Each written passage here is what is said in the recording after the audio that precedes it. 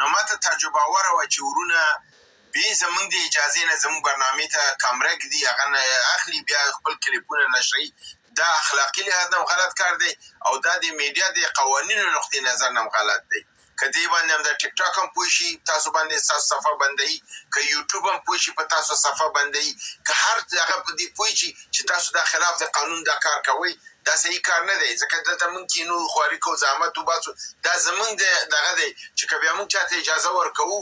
بیا درسته ده خو موږ نه چا اجازه نه ده غوښتې بې اجازې دا کار کوي دا صحیح کار نه دی زما د ټیک ټاک نورې برنامې دي ورونو ته مې اجازه کړې ده 10-12 چینله ټولې اخلي ما یو ته هم څه نه دي ویلي او وخت په وخت ورته مشورې ورکوم عناوین د ځانه لیکي ورته ویلي عناوین بې ځایه مه لیکئ یا فرضاً د پکې اضافي کلیپونه یې اچول چې ما ورته ویل د اضافي کلیپونه پکې مه اچوئ زما برنامه ځان ته نشروئ هغه جدا نشروئ ځکه چې خلک په ما انتقاد کوي مګر همدغه برنامه چې موږ لایف کوو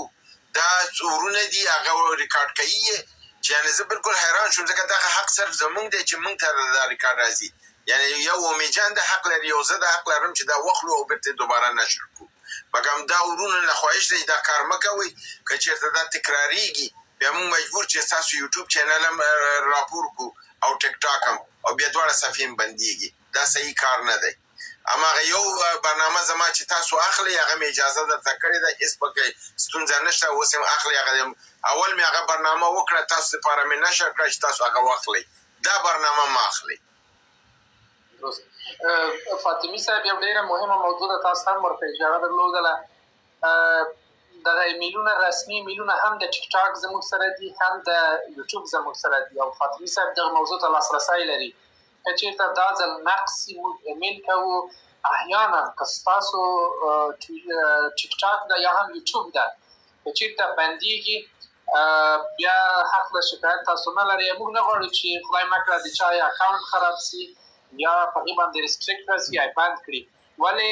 که چېرته بیا نقص کېږي د قوانینو یا د اصولو هغه څه چې موږ وایو هغه نه کېږي بیا مجبور یې موږ شکایت وکړو فاطمي صاحب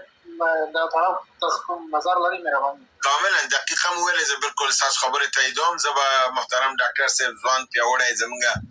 کادر علمي د افغانستان زه ورته ښه راغلاست وایم خوشحاله یم چې بیا موږ سره دی او امید دی چې دی د هغې ملغرلو نه ټول زموږ دوستان ګټه واخلي